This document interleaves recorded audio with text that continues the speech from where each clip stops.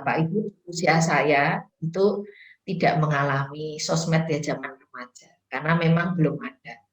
Sementara anak-anak kita itu hidup di dua dunia digital dan dunia nyata. Dunia digital itu sama nyatanya bagi mereka.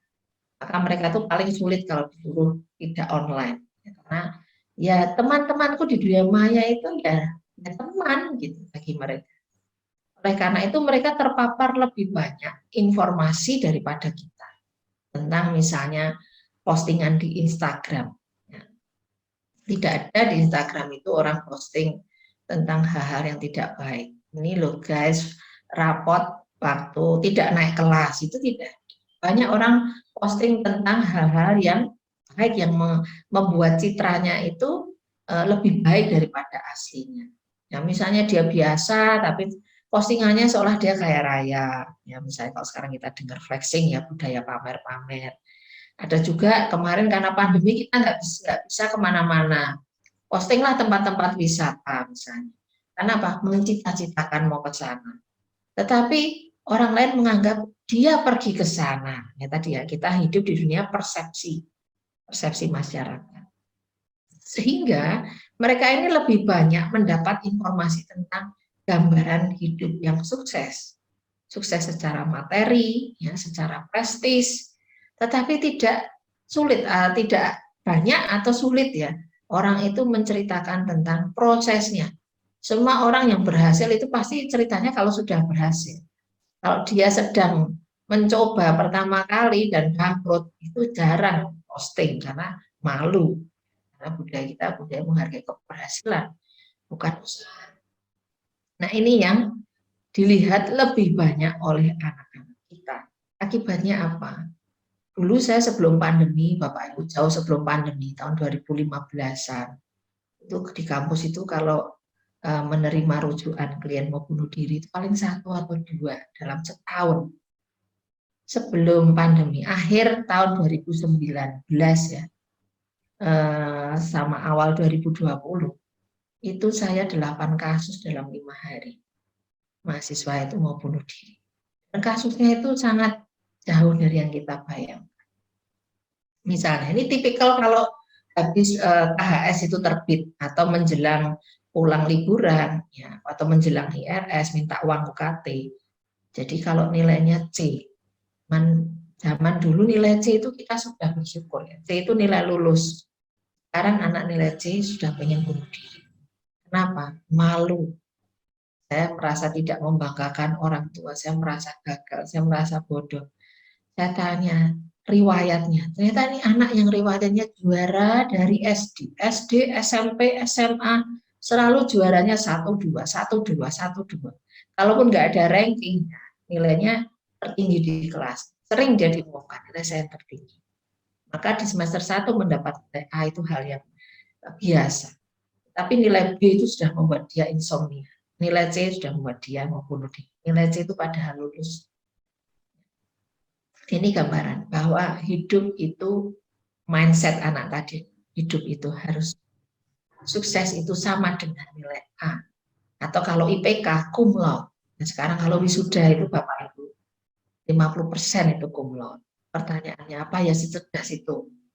Kalau memang nilainya bagus ya kebetulan yang diuji itu pas yang dia pelajari barangkali. Tapi apa ya selalu dalam hidup kita akan ketemu dengan soal yang sebatas itu tentu tidak. Maka sekarang siswa itu cita-citanya pengen cum laude, bukan hanya nilai A. Saya cita-citanya cum laude. Emang kalau enggak cum laude kenapa? Ya saya pengen cum laude lah Bu, kayak yang lain. Nah, cum laude itu harapan sosialnya tinggi. Kalau nilaimu mendekati 4, orang lain mengerjakan itu nggak ada salahnya. Kamu apalagi? Jadi orang akan menuntut kamu lebih daripada yang tidak cum laude. Sanggup nggak menjalani harapan sosial? Nanti kamu lulus lalu tidak dapat kerjaan, malah bingung sendiri. Ya kalau nggak dapat kerja saya kuliah. Oke, kuliah S2. Setelah itu tidak menjamin kamu. Jadi menurut saya penting Bapak Ibu untuk challenge keyakinan, belief yang ada di dalam diri Bapak Ibu dan juga pada anak-anak. Ya, artinya tujuannya apa? Bukan untuk menghindari kesalahan, bukan untuk mengantisipasi kegagalan, tetapi justru membolak-balik mindset ini supaya anak juga terbiasa gitu untuk mengganti mindset. Karena mindset itu hanya bisa diganti oleh orang itu. Semakin kaku dia, semakin sulit untuk diganti. Maka diskusi, ya ngobrol, membicarakan kehidupannya, belajar apa, ini salah satu cara untuk membongkar dan mengubah mindset. Ya. Kemudian masa depan menakutkan tidak jelas. Ini sangat terasa di masa pandemi kemarin ya. Bukan hanya takut COVID-nya, itu mungkin tidak seberapa, tetapi bayangan ini akan sampai kapan seperti ini. Jadi masa depanku itu tidak jelas dan tidak jelasnya itu ke arah menakutkan. Nah itu datang dari mana? Datang dari mindset bahwa dalam hidup itu kita harus selalu berhasil atau saya harus selalu berhasil. Tidak cukup banyak referensi tentang bagaimana jika saya gagal. Contoh kalau Bapak Ibu sekarang putra putrinya ada yang mau mendaftar SBM, ya ini kan sudah pendaftaran ya. Atau kemarin SNM ada yang gagal, sama. Mindsetnya apa? Dalam berkompetisi saya harus berhasil. Tapi kita mesti melihat bahwa jumlah kursi yang tersedia di PTN dan pendaftar itu sangat tidak seimbang. Artinya akan ada lebih banyak anak-anak kita yang gagal daripada yang lolos dalam seleksi itu. Pertanyaannya adalah, apa artinya tidak lolos seleksi tadi? Itu bagian dari mindset baru yang perlu dipelajari oleh anak-anak kita atau diadopsi. Bagaimana jika saya gagal? Ya nggak apa-apa toh. Kamu hanya gagal tesnya. Kamu bukan orang yang gagal. Jadi kita terlalu sering dengan mudah mengatribusi. Atribusi itu menempelkan, melabelkan satu peristiwa kegagalan menjadi diri kita. Bahwa saya adalah orang yang gagal. Itu sama saja karena nilai setitik rusak susu sebelanga gitu ya. Karena satu peristiwa kita menggeneralisir pada diri kita yang lain. Nah itu barangkali yang salah satu yang perlu dibicarakan ya dengan anak-anak kita. Kemudian nanti berinjak masa dewasa, ya, bingung menentukan pekerjaan atau jodoh. Sebetulnya pekerjaan ini saya tidak senang, tapi ya daripada tidak bekerja, atau ini pekerjaan yang dicita-citakan orang tua saya, tapi saya tuh nggak di situ hati saya. Orang tanya ingin tadi ya misalnya PNS atau pekerjaan tetap. Ya, PNS itu masih menjadi idaman banyak orang tua. Tapi anak-anak kita banyak yang tidak ingin jadi PNS, banyak yang ingin menjadi wirausaha. Sementara orang tua mengkhawatirkan nanti kalau kamu bangkrut, tidak ada jaminan penghasilan yang tetap setiap bulan. Jadi bukan disupport, malah dihantui dengan hal-hal yang tadi ya, yang kurang bagi anak itu ya nggak apa-apa. Saya tidak harus dapat uang tiap bulan. Kalau dalam sebulan usaha saya bisa menghidupi saya setahun, kenapa saya harus merisaukan kehidupan saya bulan depan, sementara sudah bisa saya cukupi dengan profit yang saya dapat di tahun ini. Gitu. Nah, ini juga mengajak kita untuk menggunakan mindset yang berbeda. Karena dalam cerita ini orang tua ingin security, yang merasa secure, aman. Kalau aman itu tiap bulan kamu ada uang. Sementara si anak ini ambil risiko dikit lah gitu. Kalau cuma segitu aja aku dapatnya cuma paling berapa 3 juta, 5 juta. Sementara aku bisa dapat miliar. Kenapa aku harus puas dengan itu? Nah, dia punya situasi yang berbeda, punya excitement, punya keasikan dalam hidup yang berbeda. Barangkali kita sebagai orang tua itu asik kalau hidup itu aman tiap bulannya. Bagi dia tuh boring ya, membosankan. Asik kalau kita berpetualang, ambil risiko sedikit, tapi pendapatan kita kemudian bisa membuat kita hidup dan berpindah kesejahteraan ya, pindah kuadran. Nah, tadinya cuma hidup dari penghasilan, kita bisa investasi misalnya. Kalau pakai Robert Kiyosaki. Itu contoh ya. Di masa dewasa tetap saja mindset itu perlu kita fine tuning lagi. Ya hidup harus sukses itu ya, banyak juga yang barusan lulus ya menjadi cemas karena kehilangan status mahasiswa. Saya mau jadi apa ya, mau bekerja kok nggak dapat kerjaan, tetapi tidak berpikir untuk menciptakan pekerjaan bagi dirinya sendiri. Nah, tadi itu bicara soal mindset bahwa bekerja itu harus formal. Sementara sekarang bekerja informal itu banyak sekali, Bapak Ibu. Banyak mahasiswa itu selama bekerja juga malah selama kuliah itu dia bekerja sebagai freelance, ya freelance di dunia digital, dan itu menghasilkan banyak. Mereka bisa membiayai kuliah dari situ. Ya. Bedanya apa? Tidak punya status. Kamu kerja di mana? Perusahaan X itu nggak ada. Tapi bisa jadi klien-kliennya dari luar negeri. Nah, yang bayarannya itu bisa sekian ribu dolar misalnya untuk mendesain logo dan sebagainya. Jadi pekerjaan-pekerjaan kreatif sekarang itu cukup banyak. Pekerjaan-pekerjaan yang disubkonkan ke orang lain juga cukup banyak. Maka mindset itu juga bicara soal sukses. Itu definisinya apa? Apakah materi? Apakah kalau anak sekarang ya, sekarang nggak cuma WFH dan WFO, Bapak Ibu, ada WFB, work from Bali. Itu adalah ketika kamu bisa kerja dari Bali misalnya. Jadi menunjukkan apa? Bagaimana hidup di dunia zaman sekarang itu sangat beda dengan di zaman kita dulu. Masa depanku harus jelas dan cerah. Kalau tidak jelas, apalagi tidak cerah, itu mengerikan. Ya, itu sesuatu yang dihindari. Maka yang akan lebih baik kalau punya mindset yang lebih balance, yang lebih seimbang. Bahwa masa depan itu pasti lebih baik daripada yang kemarin. Kenapa pasti? Karena saya akan mengusahakan. Setidaknya dalam hal perasaan, dalam hal menjalaninya, saya lebih baik dari kemarin. Kalau kemarin saya menggerutu, mengeluh ini itu, hari ini tidak banyak sih perubahan, tapi setidaknya saya tidak mengeluh dan tidak menggerutu. Saya justru mensyukuri apa yang saya jalani hari ini. Nah, ini hal-hal kecil yang kita bisa tilik dari mindset kita. Nah, beberapa mindset, ya, Bapak Ibu bisa melihat kembali. Ini saya mengajak Bapak Ibu melihat lagi. Lalu mindset apa sih yang berubah? Ya, berubahnya itu kapan? Jadi bisa apakah waktu kecil, apakah remaja, atau setelah saya punya anak. Ya. Saya belajar dari anak saya, ternyata anak saya itu beda sama saya dulu. Saya nggak bisa pakai mindset yang saya pakai waktu orang tua saya mendidik saya. Itu nggak akan kena istilahnya kan. Maka beberapa perubahan mindset itu diperlukan, dan barangkali kalau Bapak Ibu melakukan nanti bisa men-sharingkan apa yang terjadi ketika berubah. Contoh misalnya, saya sendiri ya mengubah mindset bahwa hidup saya itu memang berbeda dengan orang tua atau saudara saya.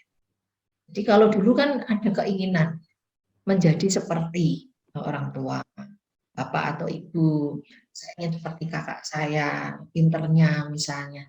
Tapi ya lama-lama masuk sih sama kakak sendiri bersaing, gak asik gitu ya. Ada perasaan yang tidak bisa menikmati kompetisi itu. Lebih senang belajar itu karena saya pengen tahu daripada dari nilai. Jadi saya di umur 27 tahun, kalau nggak salah ya, saya sudah bekerja sebagai dosen, saya ambil S2 di Belanda, itu saya tulis di buku saya. Itu perubahan terbesar dalam hidup saya, perubahan mindset yang mengubah hidup saya. Di sana saya belajar supaya kalau belajar itu jangan demi nilai. Belajarlah supaya kamu bisa. Nilai itu mengikuti. Jadi kalau kita biasa belajar demi nilai, kita akan drill soal kan gitu ya. Persiapan ujian pasti pertanyaannya akan kisi-kisi soalnya apa Pak? Bu, saya kan sering ketawa kalau mahasiswa tanya begitu. Kisi-kisi soalnya apa Bu? Nggak tahu, saya juga belum bikin soalnya. Ya. Jadi kalau kita belajar supaya bisa, kita tidak membutuhkan kisi-kisi soal. Karena dalam hidup ini kita juga tidak pernah dapat kisi-kisi soal ujian kehidupan.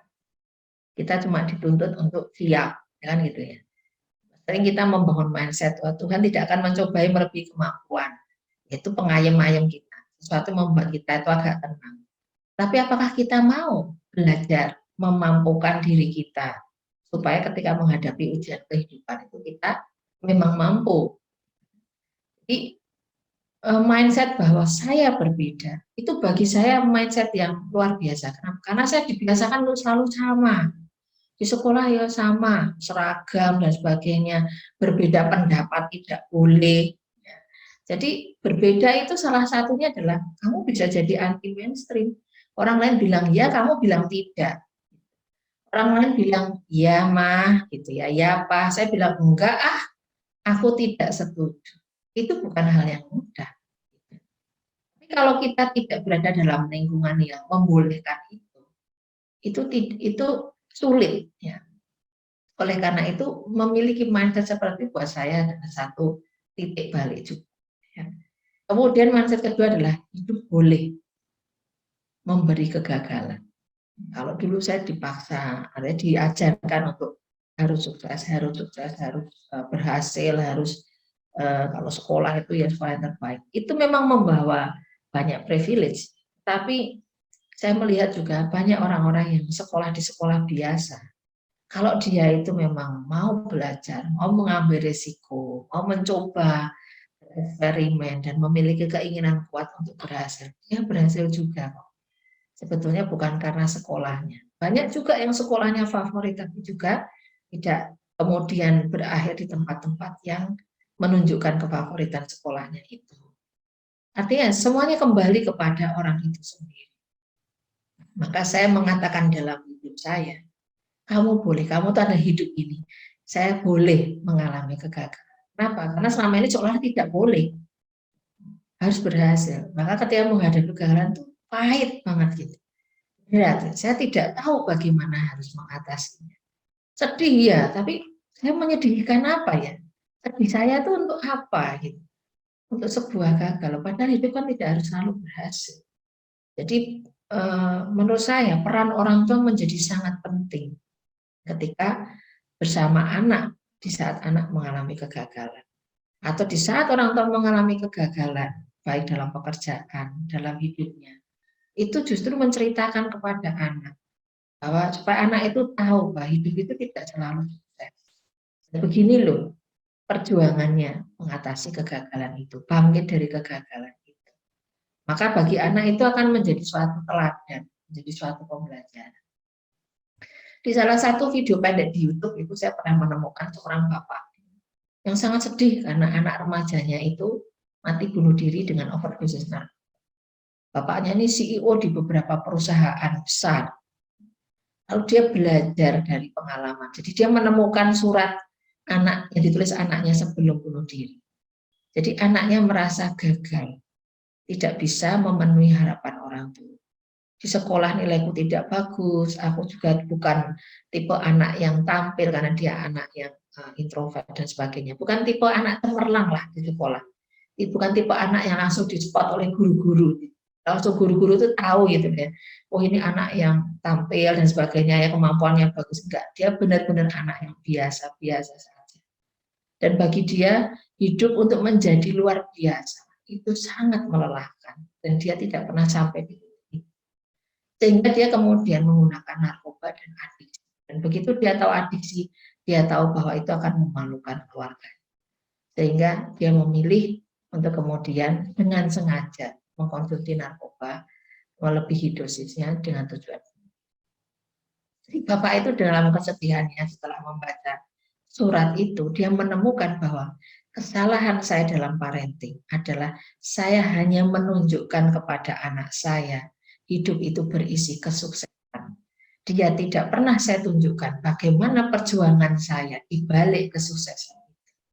Jadi anaknya tidak pernah tahu bahwa bapaknya juga tidak mudah merintis usaha itu, jatuh bangun, ditipu, bangkrut, tapi dia tidak pernah membahas itu di rumah. Maka anak hanya melihat ayahnya itu luar biasa hebatnya, ya, top leader CEO, mobilnya juga selalu keren-keren, branded semua, yang mahal-mahal, tidur selalu di hotel yang luks gitu ya.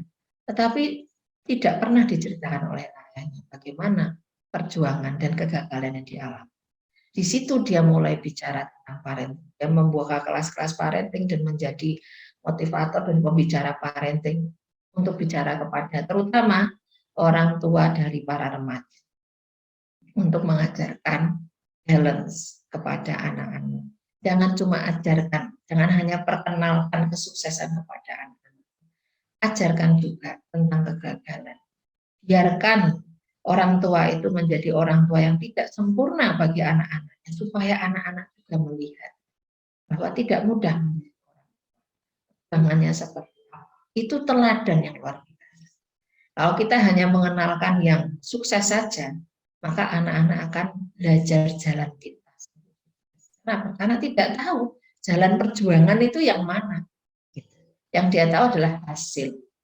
Akibatnya kemudian banyak anak itu menghalalkan cara untuk mendapatkan hasil.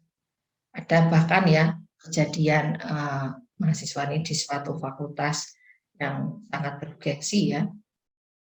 Malam-malam itu mahasiswa itu mencongkel, ini zaman belum komputerisasi, mencongkel lemari di ruang TU, di situ sudah ada nilai dosen untuk mata kuliah itu yang nilainya dia E, itu dia keluar supaya B. Karena kertas nilai itu tidak boleh ada tipeknya. Nah, jadi yang dilakukan adalah E itu dijadikan. Dan pada kejadian itu, malam harinya, ya dulu kan juga tidak ada CCTV ya, memang tidak tertangkap basah. Tetapi dosen itu mengenali, saya tidak mungkin memberi anak ini nilai B. Sepertinya bukan saya, dan kebetulan itu tinta birunya itu beda. Ya, sama-sama pulpen biru itu kan kalau beda merek itu birunya beda. Nah, ini contoh bahwa mereka bisa menghalalkan segala cara sampai malam hari tengah malam datang dalam gelap-gelap ya pakai senter buka itu mencongkel lemari besi hanya untuk mengganti. Itu mungkin contoh yang tahunnya agak jauh. Contoh yang tahunnya agak kekinian persis sebelum pandemi. Saya kebetulan di kelas saya sendiri 2 anak perempuan ujian itu saling contek, yang satu mencontek, yang satu memberi contek. Padahal sudah diumumkan kalau Anda tidak kalau Anda mengerjakan ujian dengan kurang, nilai Anda E. Nilai ujian itu E. Dan itu tetap dilakukan. Ditegur, hanya berhenti sebentar, lanjut lagi. Didatangi dosennya di belakang, berhenti sebentar, dosennya pergi, nengok lagi. Ditungguin di depan, cuek aja. Maka begitu waktunya habis, dicoretlah lembar jawaban. Kita kaget. Wah, tapi dia agak santai. Begitu nilainya keluar baru datang. Ketika ditanya, kenapa melakukan itu? Saya takut kalau nilai saya tidak A. Ada apa dengan nilai A? Kenapa harus A? Ya saya ingin membahagiakan orang. Sekarang saya bertanya ke Bapak Ibu. Bapak Ibu bahagia enggak memiliki anak seperti ini? Mungkin Bapak Ibu ada yang menjawab, ya kalau seperti itu ya janganlah. Kalau bisa nilai A tapi caranya benar. Ya, tapi kejadiannya tidak begitu. Dia berharap nilai A dengan jalan yang tidak benar. Saya minta mereka bercerita ke orang tuanya masing-masing, mereka dipanggil dosennya, dimarahi karena ujian mencontek, ditegur tetap mencontek. Lalu saya minta kembali melaporkan apa reaksi orang tuanya. 2 anak itu, yang satu orang tua mengatakan, kamu itu kok memalukan, ujian kok malah mencontek. Yang satu lagi mengatakan, mungkin Bu Ana sedang marah, besok kamu datang lagi, kamu bujuki lagi. Jadi orang tua yang satunya ini, bagi dia tidak masalah. Mencontek itu tidak masalah. Oh, itu usahamu mendapatkan nilai. Sesuatu yang luar biasa bagi saya. Nilai-nilai integritas itu tidak ditanamkan dalam keluarga itu. Justru didukung untuk tidak perlu berintegritas. Yang penting kamu nilainya A. Dan saya tetap memberikan nilai. Saya harus mengulang di semester depan. Pun beritanya agak berbeda, tapi jangan terjadi. Oleh karena itu, Bapak Ibu, menjadi penting ya bagaimana kita menyiapkan anak-anak kita itu berada di antara begitu banyak anak muda zaman sekarang yang belum tentu dari rumahnya dibekali nilai-nilai dan integritas. Bagaimana kita memampukan anaknya mandiri, dia bisa mengambil keputusan dengan baik di kemudian hari di saat kita tidak bisa selalu mendampingi. Kita mulai dari sekarang. Jadi kalau dulu kalau ada apa-apa itu ada orang tua, maka mindset berikutnya yang berubah adalah masa depanku ditentukan oleh kemauanku untuk belajar, bukan oleh orang tua. Kenapa? Ada batasannya. Kita bisa menyertai anak-anak.